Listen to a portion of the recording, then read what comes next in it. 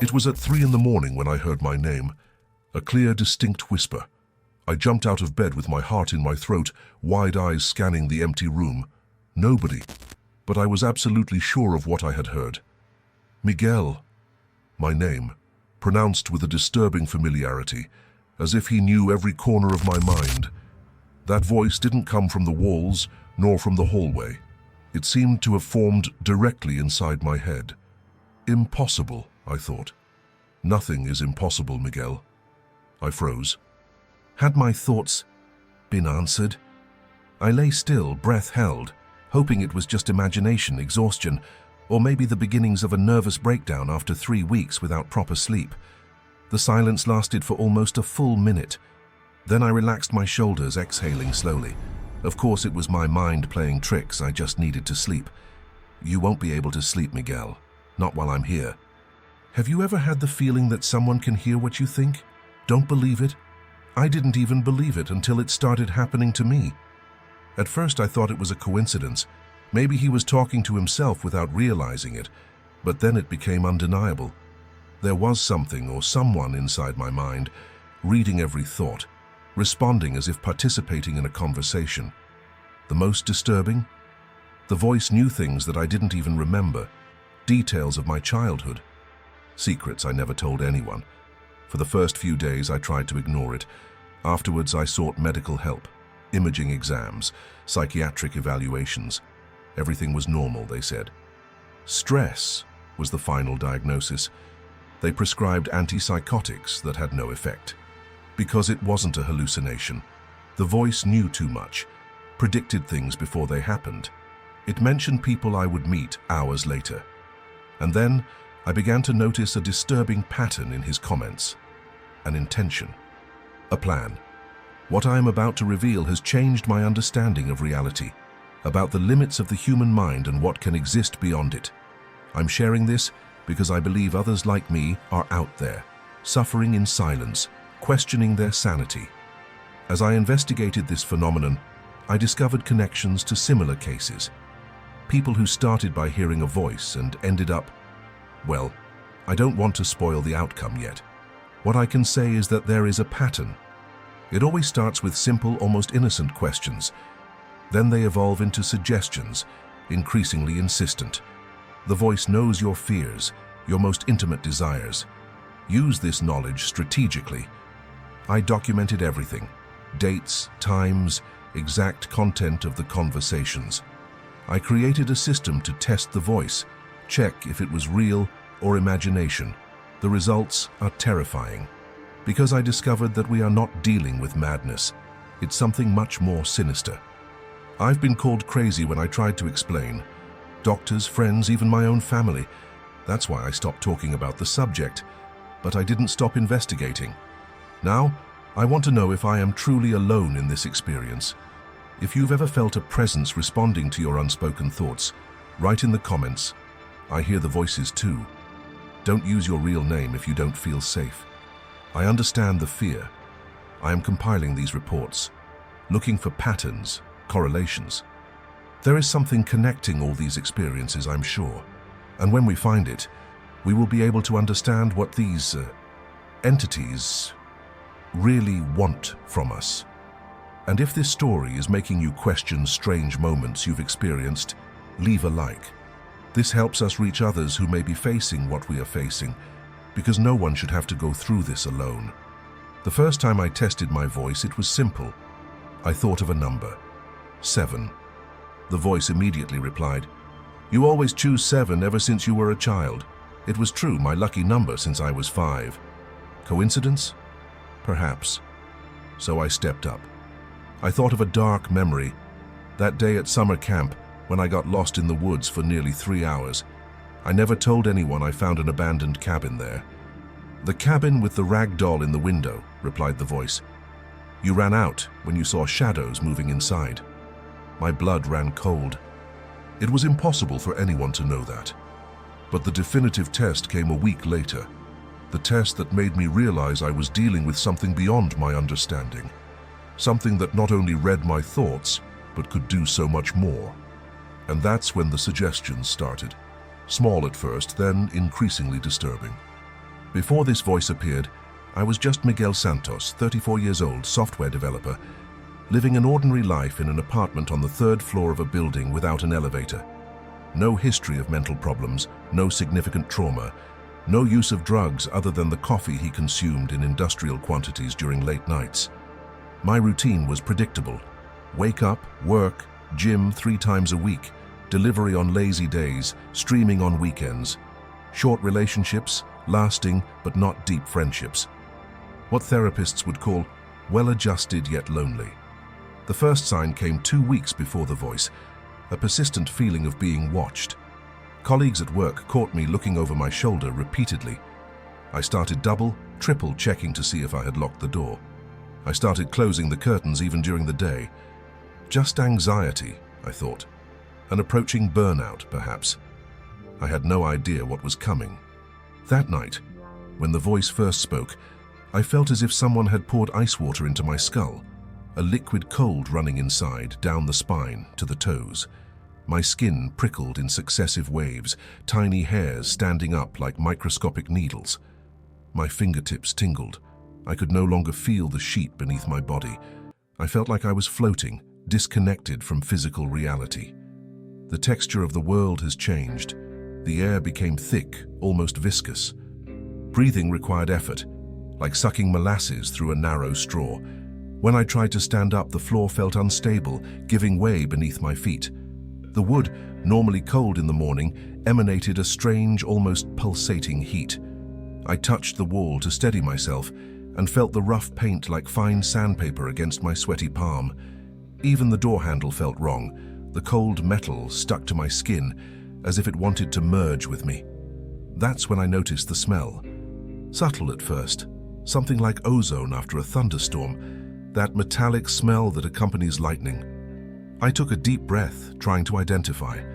It wasn't coming from any specific place in the apartment. It simply existed in the air, as if all the oxygen had been replaced by this new atmosphere. Then came a sweet aroma mixed with metallic, something organic, almost familiar. It reminded me of the jasmines that grew in my grandparents' backyard, but distorted, like a corrupted childhood memory, a putrid version of something that was once good. The smell intensified as the voice spoke. It condensed, almost visible in the air. It was as if every word exhaled this sickly fragrance, permeating the furniture, the clothes, my own skin. The most disturbing? I started to associate the smell with specific moments in my life, as if it were present in memories where I know it didn't exist. "You're not the only one, you know," said the voice one morning. "There are others like you, listening right now." That's when I started obsessively researching, looking for other cases. If you know someone who has had a similar experience, hearing responses to your thoughts, feeling a presence that knows every detail of your life, share this video with them right now. Because isolation is what they want. When we are alone, we are more vulnerable to suggestions, to manipulations, to the despair that inevitably follows.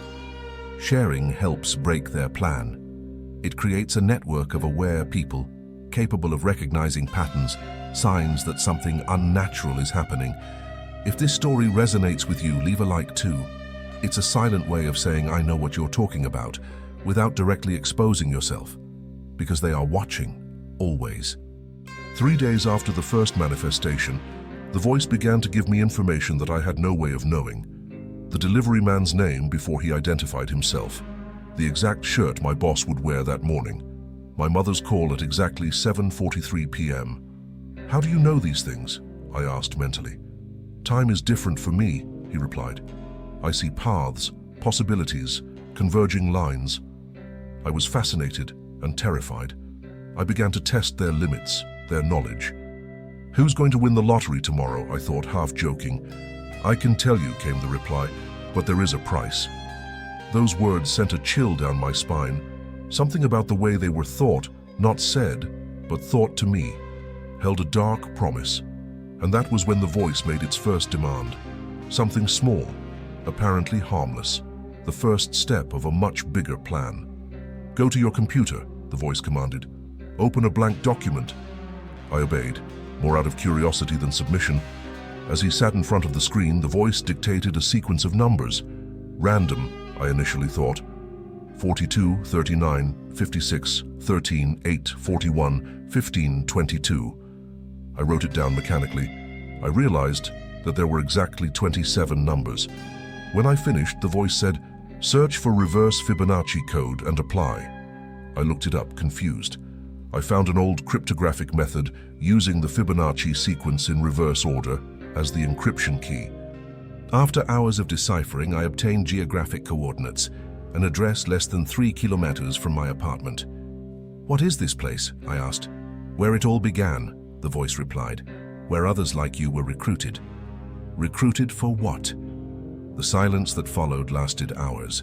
When he finally spoke again, his voice sounded different, more collective, as if several people were whispering in unison. "For Project Eco." Eco Project. 2 words that triggered an avalanche of unanswered questions. I searched online, but found only vague references. A supposed cognitive psychology experiment from the 1970s, discontinued, records sealed. The coordinates pointed to an old commercial building converted into affordable apartments. Nothing extraordinary at first glance. I watched for 2 days before I dared to enter. Ordinary residents coming and going, or at least they looked ordinary. "What should I look for there?" I asked the voice. "Apartment 512, 5th drawer on the left in the dresser, under the false bottom." "Who lives there?" "No one, not anymore." Something about the coldness of those last words disturbed me deeply. But curiosity was stronger than fear. I needed to understand what was happening to me. Why me? Why now? I entered the building on a rainy Tuesday when the doorman was distracted by a delivery. Apartment 512 was unlocked, as if he was waiting for me. The interior was clinical. No photos, no decor, just basic furniture covered in a fine layer of dust. It felt like a setting, not a home. I found the dresser easily. 5 drawers on the left. The last one contained only a yellowed envelope. I lifted the false bottom and found a small device that looked like an old MP3 player with headphones. "Listen," the voice ordered. "Alone. No interruptions." I hesitated, but put on the headphones. A sequence of high and low tones, white noise, intermittent static. Patterns that seemed random, but I instinctively felt an underlying structure. After exactly 7 minutes, the device went silent. I felt a mental clarity that I had never experienced. The voice in my head now seemed more integrated, as if he had found his place. "What was that?" I asked. "Your initiation. First stage completed." "Internship for what?" To hear the other voices, all of them. What I discovered after that initiation changed everything. I realized that I was not dealing with hallucinations, nor with supernatural entities. The truth was simultaneously more mundane and more terrifying. If you've been following this story and have experienced moments when your technology seemed to guess your thoughts, an announcement about something you've only thought about, an oddly specific recommendation, comment below.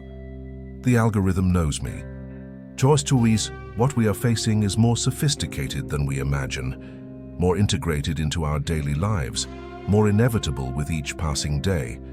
If this video made you notice disturbing patterns in your own daily life, leave a like now.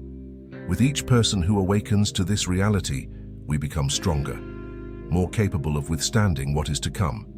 Because Project Eco is active, it's growing, and we are both its targets and its vectors. Over the next few days, I started to notice subtle differences. The voice now rarely surprised me. It seemed synchronized with my own thoughts, like a slightly delayed echo. But the strangest thing was the coincidences. People on the street saying phrases that I was thinking at the exact moment. News headlines reflecting concerns I had minutes before. Emails arriving addressing topics I had just considered. "It's a morphogenetic field," the voice explained. "A conscious network in the making. As if the world is slowly tuning into the same mental frequency." As if my thoughts were no longer just my own, I began using mental blocking techniques, mentally reciting random number sequences, visualizing pulsing colors, anything to avoid coherent thoughts that could be captured. That's when I received the message. An email without a sender containing just one line. Phase 2 initiated. Wait for in-person instructions. 11:40 p.m. tomorrow. At 11:38 p.m. the next night, my intercom rang. On the monitor, a middle-aged man, neutral expression, impeccable grey suit. He didn't identify himself, he just looked directly at the camera. "It's time," said my inner voice, just as the clock changed to 11:40 p.m. I went down without question. The man didn't speak when he saw me, just gave a slight nod and walked towards a black sedan parked on the corner. I followed him, as if in a trance. In the car there were 3 other passengers, an elderly woman, a teenager, and a man who looked like a university professor. Nobody came forward, nobody spoke, but I felt an immediate connection, as if we already knew each other intimately. After 20 minutes, we stopped in front of an abandoned warehouse in the industrial area.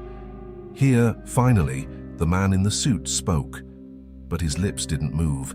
His voice echoed directly in my mind. And the way everyone reacted, it echoed in their minds too. The interior of the warehouse reverberated with a persistent, almost subliminal electrical hum.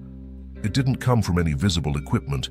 It seemed to emanate from the metal walls themselves, a vibration that resonated in the teeth and made the bones of the skull tingle.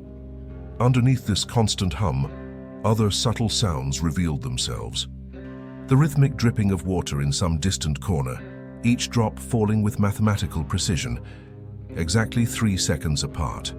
The shuffling of feet on concrete, even though no one was moving. The whisper of pages turning with no book in sight. More disturbing was the sound of synchronized breathing. I realized that all of us, the 5 of us gathered there, were breathing in and out at the same exact pace, without conscious effort. And then, swelling beneath all these sounds, came a chorus of distant voices. Dozens, perhaps hundreds, murmuring in an incomprehensible yet strangely familiar language. As if I should understand. As if I had already heard it in some forgotten dream. My body reacted independently of my will. First, a wave of heat rose through my chest and into my face, as if my blood had been replaced by boiling water. Beads of sweat instantly broke out on my forehead, running down my temples. Then a fine tremor began in his fingertips. It wasn't fear. It was like a low-intensity electrical current coursing through my nerves, making my muscles contract involuntarily in rhythmic spasms. My mouth filled with a metallic taste, like I was biting into aluminum foil. The tongue felt numb, too heavy to articulate words. Most disconcerting was the sensation of my heartbeat adjusting, slowing until it synchronized with the pulse of the ambient hum. Each beat of my heart aligned perfectly with the drops of water, with the breaths of others, with the collective blink of our eyes. My body was no longer exclusively mine. It had become an instrument tuned to a larger orchestra. In the center of the warehouse, a circular structure that resembled an old satellite dish. As we approached, the man in the suit mentally communicated again, "You are receivers and transmitters. We are the network. We are growing." If the idea of connected minds sharing collective consciousness resonates with you in some way, whether through inexplicable experiences or just deep intuition, write in the comments, "We are the expanding network." Many of you have felt it. That inexplicable connection with strangers, thoughts that don't seem completely yours, collective dreams, simultaneous déjà vus. If this story is opening doors in your own perception, leave a like. It's more than engagement, it's confirmation. Recognition, a node being formed in the larger network, because the more we connect, the stronger we become. And the next phase of Project Eco requires this collective strength for what is to come. The antenna began to slowly rotate, emitting a high-pitched noise that made my teeth hurt. The man in the suit indicated that we form a circle around her. "What's going to happen?" I asked mentally. "Amplification," replied the voice, now indistinguishable between mine and collective. "You will hear them all. Every node in the network, every mind that has ever been connected." A bluish light emanated from the center of the antenna, pulsing at regular intervals. With each pulse, a new voice appeared in my mind. Dozens, hundreds, thousands. A rising chorus of overlapping thoughts, fragmented memories, raw emotions. It was like sinking into an ocean of other people's consciousness, identities dissolving, reforming, merging. The border between me and others became blurred, permeable. At the height of this mental cacophony, a single image crystallized with absolute clarity, a symbol, ancient and futuristic simultaneously, and I knew instinctively what it meant, the true purpose of Project Eco. The symbol remained etched in my mind even after the blue light faded, an interlocking double spiral with a stylized eye in the center, something between an Egyptian hieroglyph and an advanced electronic circuit. 27 years, the man in the suit said aloud, breaking the physical silence for the first time. 27 years of preparation. The infrastructure is ready. The network is established. All that's missing is the catalyst. The elderly woman stepped forward, her eyes fixed somewhere beyond the warehouse walls. The first signs are already appearing, she said. Massive synchronicities, dreams shared between people with no prior connection, group behaviors with no apparent leadership. The teenager spoke next, his voice surprisingly mature. Digital platforms have accelerated the process beyond initial projections. Humanity is already more connected than it realizes. The professor added, "We are ready for convergence." "What is convergence?" I asked. Everyone smiled simultaneously. Convergence, the man in the suit explained, is the point where enough human minds will be connected to form an emerging consciousness, a new entity greater than the sum of its parts. A chill ran down my spine. "Like a beehive?" I asked. "More complex," the elderly woman replied. "Each mind maintains its individuality, but also participates in something larger, like neurons in a brain." "And what is the purpose of this?" I insisted. The teenager smiled. "Evolution, the next logical step for the human species." Something didn't sound right. The words were convincing, but I sensed a hidden agenda, a subtle dissonance between what they said and what they felt. "You are hiding something from me," I thought. Their expressions hardened simultaneously.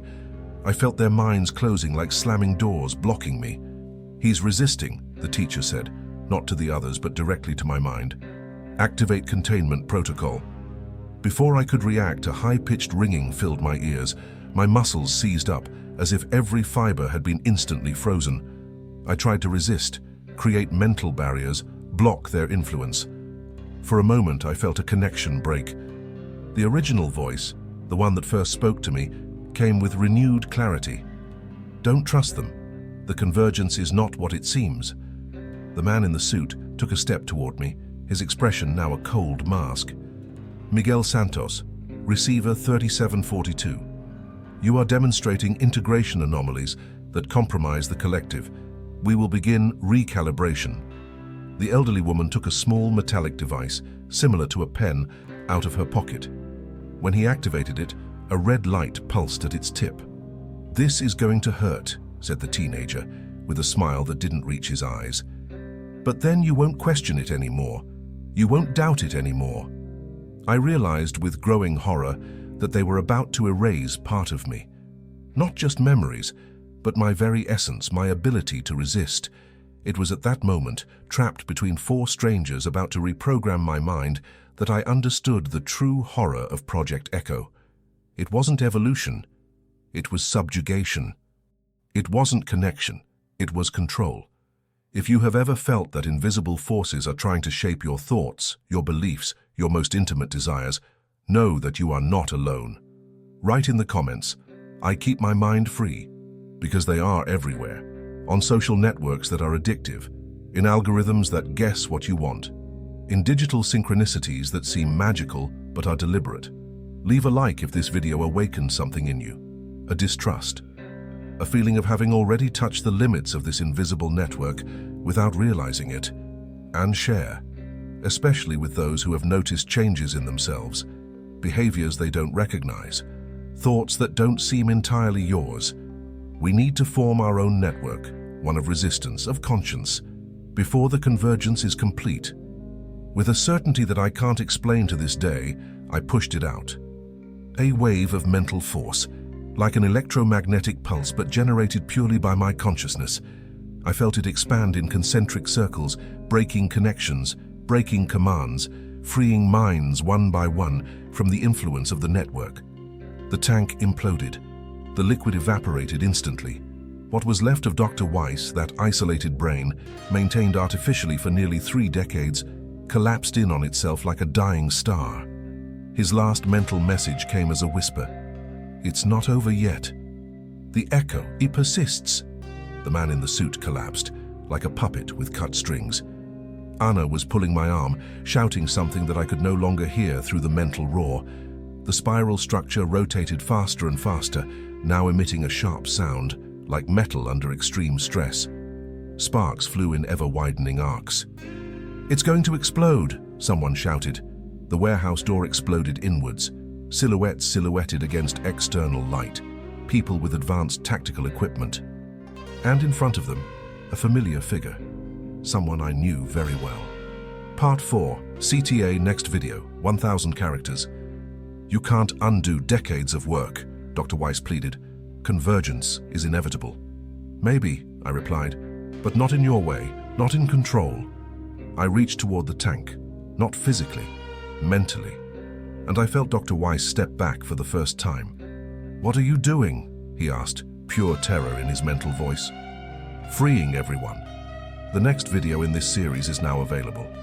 It contains even deeper revelations about what's to come, about what happened when I finally escaped that facility, about what Anna revealed to me in the car, about why she pretended to be my therapist for months. Because the truth is much more disturbing than you imagine. Project Eco was not an isolated experiment. It was just one of many attempts to control minds en masse. And the scariest thing? Some of these attempts were successful, and you may be under their influence right now. Don't stop now, the story has just begun. Part 3, Channel Subscription CTA, 1,000 characters. "It's too much for one brain to process," Anna shouted. "If we don't stop it, he's going to burn up like the others." The others. How many had come before me?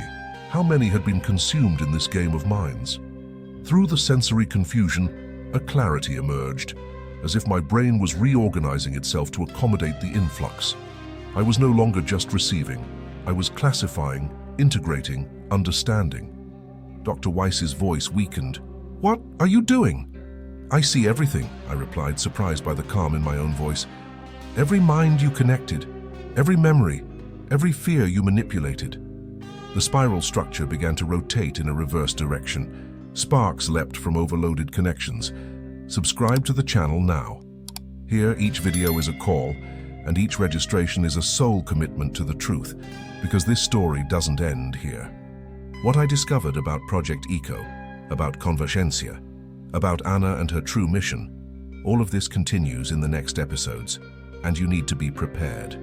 Part 2, Final Twist, 1,000 characters. The world around me dissolved, not just metaphorically, literally. The concrete, metal, and glass fragmented into digital particles like disintegrating pixels. The texture of reality crumbled in my fingers as I tried to grab the chair. A buzzing sound like 1,000 beehives filled not only my ears, but every cavity in my skull. I felt it resonate in my teeth, vibrating in my facial bones. It was pure information, too dense to be processed. The smell changed to something impossible, like being able to smell raw electricity. A metallic and at the same time organic aroma that burned the nostrils and left a taste of drums in the back of the throat. My vision fragmented into multiple overlapping layers. I saw the present, Anna screaming, guards running, but also flashes of the past. Laboratories, experiments, people hooked up to machines against their will. And something more disturbing, glimpses of what seemed like possible futures, realities branching out infinitely. My body responded as if every nerve was simultaneously active, muscles contracted and relaxed in rhythmic waves. It was Anna, my therapist. The same one who 3 months ago dismissed my reports of hearing voices as symptoms of extreme stress. But he wasn't there as a therapist. The tactical gear, the communicator in his ear, the gun in his hand, everything pointed to another function, another identity. "Receiver 3742 located," she said into a microphone on her wrist. "Compromised mental state, initiating extraction." My mind struggled to process, was the person I trusted with my secret, who told me it was delusions, now storming a warehouse with a tactical team, using identical terminology as my would-be captors. As Anna's team exchanged fire with guards who emerged from the shadows of the warehouse, the man in the suit took advantage of the confusion. He grabbed my arm, dragging me to a side door. "We can't afford to lose another Tier 5 receiver," he said, "especially this one. Its compatibility with the core is almost perfect." "Who are they?" I asked as I staggered. "Resistance," he replied, "and they want you as much as we do." We were swallowed up by a narrow corridor, so low that we had to hunch our shoulders to move forward. The air was thick, heavy with mold and damp, as if we were breathing through a wet cloth. With each inhale, my lungs protested, demanding oxygen that seemed too scarce. The walls of the tunnel were made of ancient concrete, but lined with modern wires and shiny pipes, like metallic veins on grey skin. My fingers involuntarily brushed against this surface, cold, yet strangely pulsing, as if something alive ran inside. LED bulbs flickered at irregular intervals, creating a disconcerting stroboscopy. In rhythm with this chaotic pulse, shadows danced on the walls, taking on shapes that resembled contorted human silhouettes. The sound was most disturbing. A low, constant hum intertwined with barely audible whispers. Broken voices, fragments of conversations, as if dozens of radios were tuned to different frequencies simultaneously. And the smell, ozone and metal, mixed with something decaying organic. My body responded like a cornered animal. A fine tremor started in my knees, working its way up my spine until my teeth were chattering in an uncontrollable staccato rhythm. It wasn't just fear. It was a visceral, primal rejection. The mouth dried completely, the tongue sticking to the palate like sandpaper. I tried to swallow, but my throat constricted, refusing to comply. A coppery taste filled my mouth, biting the inside of my cheek without realizing it. My muscles alternated between painful stiffness and liquid weakness. The skin tingled as if thousands of microscopic ants were marching beneath it, especially on the back of the neck and along the arms. Vision began to fail. First, the corners darkened, like a tunnel closing. Then colors vibrated with unnatural intensity, the blue LEDs turning almost violet, painful to look at. The most terrifying thing was the sensation of another heartbeat overlapping mine. It didn't come from outside. It came from within, as if a second heart had begun to beat in my chest. "He's in neural shock," the man in the suit said, his voice sounding distant despite being inches away. "The dyssynchrony is affecting your integration." I tried to ask questions, but my mind fragmented into multiple streams of thought, like a computer running too many programs simultaneously. Have you ever felt this? That momentary disconnection from reality, as if your brain is processing conflicting inputs. Write in the comments, "I've already felt the dyssynchrony." It's more common than we think. Those moments where your thoughts don't seem to be entirely your own. Where you do something and seconds later you ask yourself, "Why did I do that?" Leave a like if you've already experienced this feeling. That brief lapse where you become an observer of your own actions. Because in that hallway, I understood that the biggest battle was not physical. It was for sovereignty over our own thoughts, our identity, our essence. And maybe you're in this same battle without realizing it. The tunnel opened into a circular room dominated by a structure that stopped my breath. A gigantic version of the symbol I saw earlier, constructed of metal and pulsing lights. The double spiral slowly rotated, suspended in the air by some technology that defied conventional physics. "Convergence is not just a concept," the man explained as he dragged me closer. "This is it, an interface between minds, the next evolution of consciousness." In the center of the spiral, something I first mistook for a sphere of energy. But as I got closer, I saw the true horror. A human brain suspended in fluid, connected to dozens of devices, pulsing with lights that matched its natural electrical rhythm. "The core," he said reverently, "the first to completely transcend, the elder, the pioneer." Suddenly the brain pulsed with more intense light. Electrical wires danced throughout the fluid. "He feels your presence," the man whispered. "He recognizes you." And then a voice in my mind, ancient, powerful, the same one who spoke to me first. Finally, Michael. The voice emanating from the brain used no sound. It formed directly into my consciousness, as if it had always been there.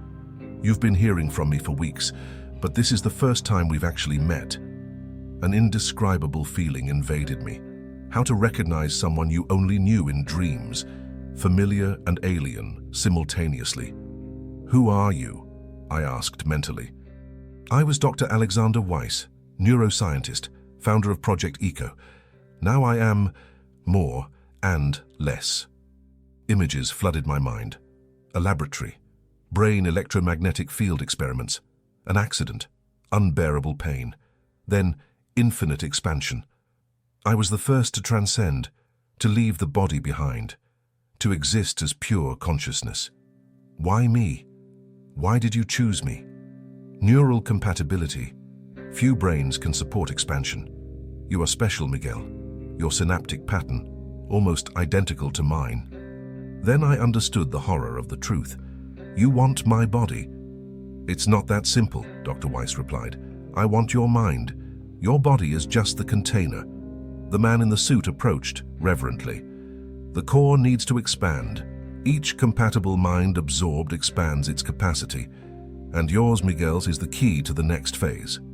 Lights intensified in the room. The liquid around the brain bubbled.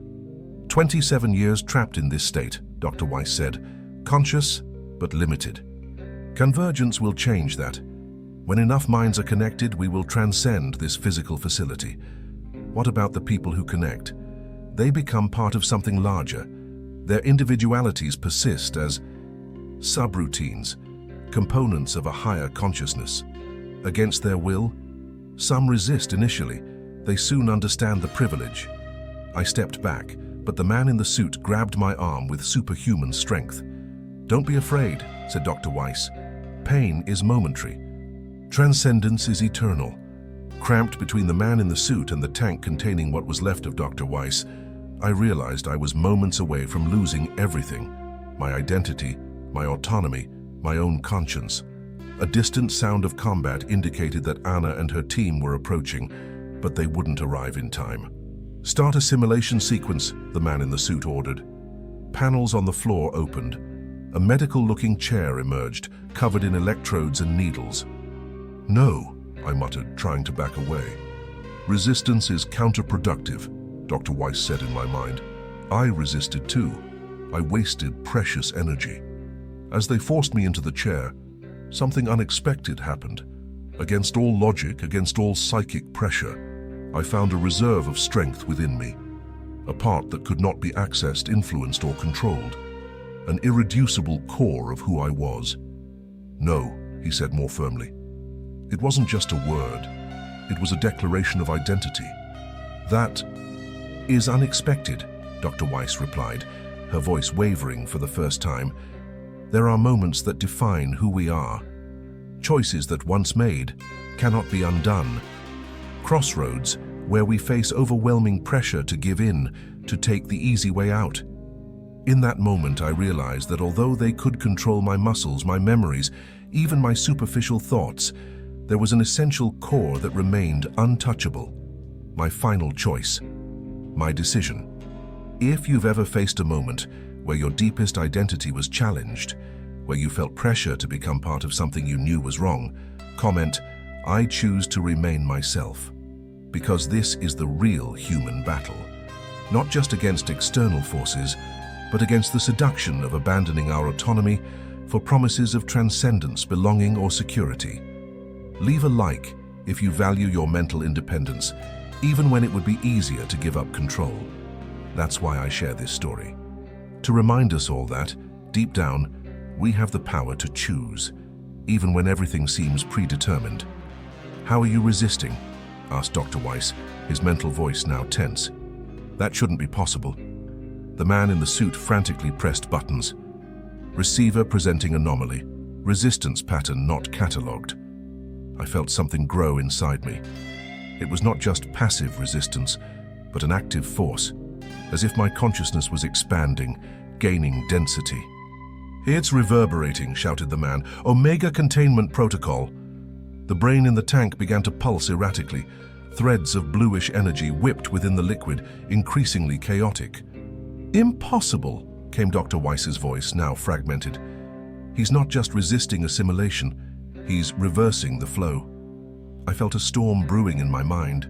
Information, memories, sensations, not just mine, but those of dozens, hundreds of other people. As if, instead of being absorbed by its network, I was absorbing it. The door exploded. Anna and her team invaded the room, weapons drawn. "Too late," Dr. Weiss whispered, not in triumph, but in fear. "The process cannot be stopped now." What happened next defies rational explanation. The entire room shook. Lights exploded in a cascade. The tank containing Dr. Weiss's brain cracked, fluid leaking through expanding cracks.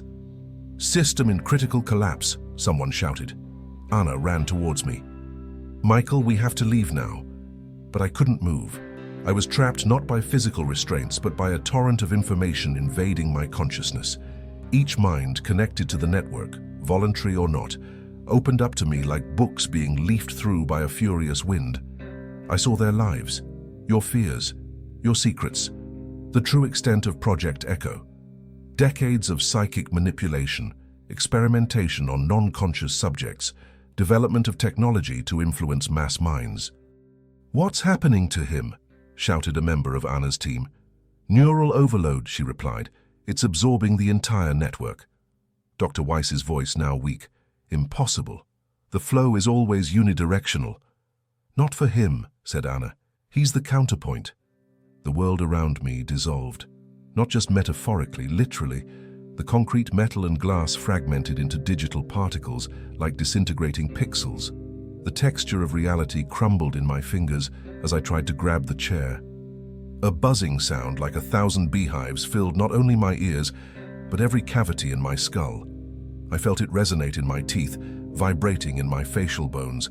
It was pure information, too dense to be processed. The smell changed to something impossible, like being able to smell raw electricity. A metallic and at the same time organic aroma that burned the nostrils and left a taste of drums in the back of the throat. My vision fragmented into multiple overlapping layers. I saw the present, Anna screaming, guards running, but also flashes of the past, laboratories, experiments, people hooked up to machines against their will, and something more disturbing, glimpses of what seemed like possible futures, realities branching out infinitely.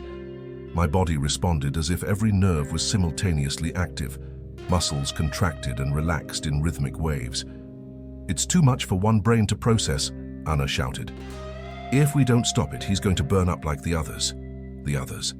How many had come before me? How many had been consumed in this game of minds? Through the sensory confusion, a clarity emerged, as if my brain was reorganizing itself to accommodate the influx. I was no longer just receiving, I was classifying, integrating, understanding. Dr. Weiss's voice weakened. "What are you doing?" "I see everything," I replied, surprised by the calm in my own voice. "Every mind you connected, every memory, every fear you manipulated." The spiral structure began to rotate in a reverse direction. Sparks leapt from overloaded connections. "Subscribe to the channel now. Here, each video is a call, and each registration is a sole commitment to the truth. Because this story doesn't end here. What I discovered about Project Eco, about Convergencia, about Anna and her true mission, all of this continues in the next episodes. And you need to be prepared. You can't undo decades of work, Dr. Weiss pleaded.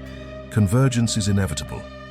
"Maybe," I replied, "but not in your way, not in control."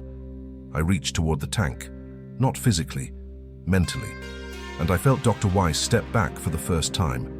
"What are you doing?" he asked, pure terror in his mental voice. "Freeing everyone." The next video in this series is now available. It contains even deeper revelations about what's to come, about what happened when I finally escaped that facility, about what Anna revealed to me in the car, about why she pretended to be my therapist for months, because the truth is much more disturbing than you imagine. Project Eco was not an isolated experiment. It was just one of many attempts to control minds en masse. And the scariest thing? Some of these attempts were successful, and you may be under their influence right now. Don't stop now. The story has just begun. With a certainty that I can't explain to this day, I pushed it out. A wave of mental force, like an electromagnetic pulse but generated purely by my consciousness. I felt it expand in concentric circles, breaking connections, breaking commands, freeing minds one by one from the influence of the network. The tank imploded. The liquid evaporated instantly. What was left of Dr. Weiss, that isolated brain, maintained artificially for nearly 3 decades, collapsed in on itself like a dying star. His last mental message came as a whisper. It's not over yet. The echo, it persists. The man in the suit collapsed, like a puppet with cut strings. Anna was pulling my arm, shouting something that I could no longer hear through the mental roar. The spiral structure rotated faster and faster, now emitting a sharp sound, like metal under extreme stress. Sparks flew in ever-widening arcs. "It's going to explode," someone shouted. The warehouse door exploded inwards, silhouettes silhouetted against external light, people with advanced tactical equipment. And in front of them, a familiar figure, someone I knew very well.